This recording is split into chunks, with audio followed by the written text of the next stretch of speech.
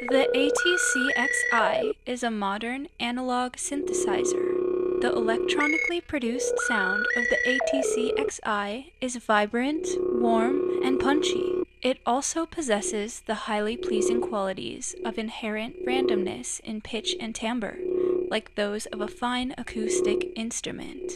The main user interface in programming this instrument is the rotary encoder, which turns smoothly in either direction for complete control. After the switch pad is pressed, you will use the encoder in almost all operations to edit or change any desired function or parameter. Here I am using the rotary encoder to sweep through preset patches that came with this machine.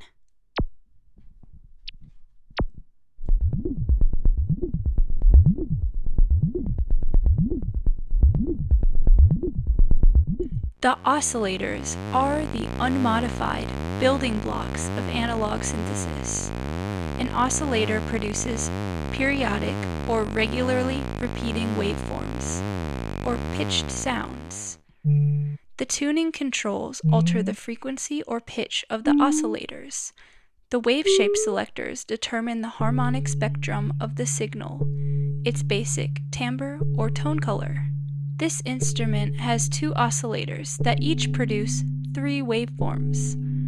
All of the waveforms are continuously being generated, so they are available to be outputted either individually or simultaneously, depending on how they're selected. Triangle-shaped waveforms produce smooth, flute-like tones. Sawtooth-shaped waveforms produce punchy, brass-like tones. Square-shaped waveforms produce bright, reed-like tones. The frequency button provides continuous tuning of the oscillator. It raises or lowers the pitch in half-step increments.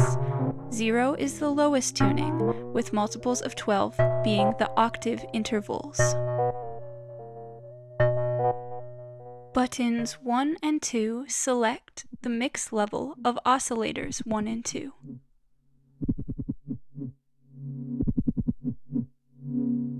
This button selects the mix level of the noise or distortion. Noise is a random signal, a rushing, static-like sound. The ATC XI's noise generator produces white noise. White noise is composed of all frequencies in equal amounts. The filter envelope shapes the timbre and the overtone content of the audio signal. This envelope or contour generator is used to dynamically move the cutoff frequency. It works as such. Each time a key is depressed, an envelope or contour generator attached to the filter's cutoff frequency is actuated and sends a control signal to the filter. The control signal rises at one rate, falls at a second rate, levels off at a certain level, and then finally falls off at the third rate. Now I will more specifically explain the 4 parameters and their effect upon the cutoff frequency. The attack time determines the initial segment of the envelope. The frequency at which the contour begins is determined by the filter frequency setting, while the peak, which it reaches, is determined by the filter frequency and envelope 1 amount settings combined. Incrementing the value from 0 to 127 will result in the brightness of the sound increasing sharply at first and then more gradually as the attack time lengthens. The decay time determines the duration of the second segment of the envelope, the fall from the attack peak to the sustain level.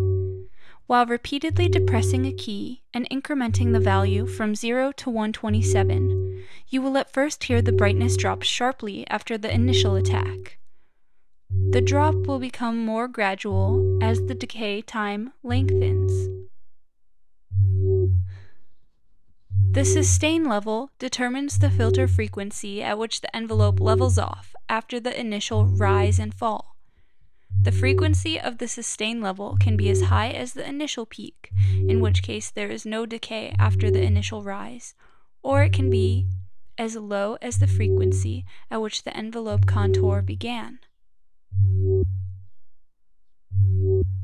The fourth and final stage of the envelope contour is the release time. The release time takes effect after the sustain level segment, when the played key or note is lifted. The frequency at which the sustain level is set falls to the initial filter cutoff frequency level, at the rate set by the release time.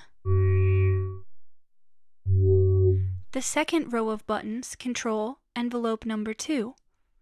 Envelope number 2 is the VCA, or Voltage Controlled Amplitude.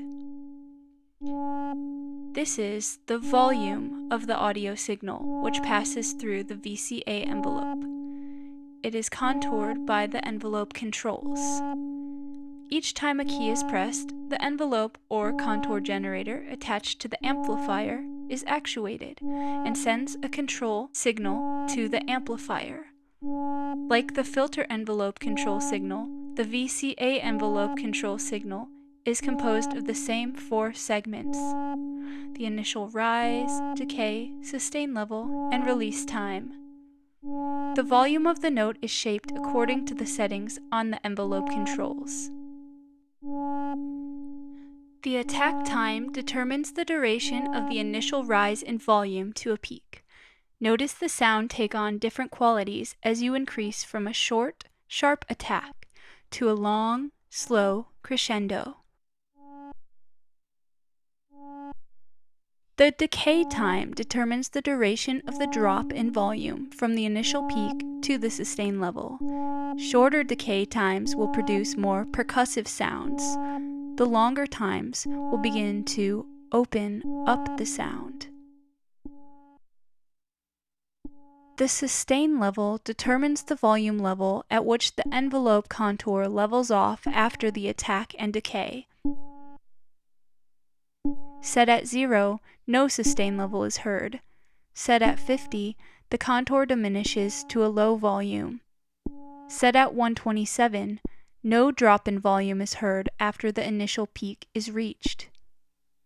The release time allows for the sound to fade out at the time set, rather than immediately upon releasing a note or key.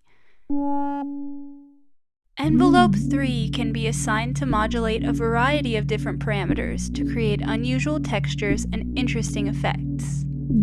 Some of the parameters that envelope 3 can control include oscillator pulse width, LFO rate, LFO depth, main pitch, noise level, and filter resonance. Now for the modulation section of this synthesizer. Modulation is the use of a control signal to create a repetitive pattern of pitch, level, or harmonic content changes. The shape of the modulation is determined by the waveform and the LFO outputs. These are selected by the wave switch pad. In addition to the 4 selectable wave shapes, sample and hold and noise provide random modulation. The amount of modulation is determined by the depth control. The ATC XI's 2 low-frequency oscillators, or LFOs, are assignable to a variety of parameters. The ATC XI also has the capability of allowing oscillator 2 to modulate oscillator 1 and the frequency of the filter.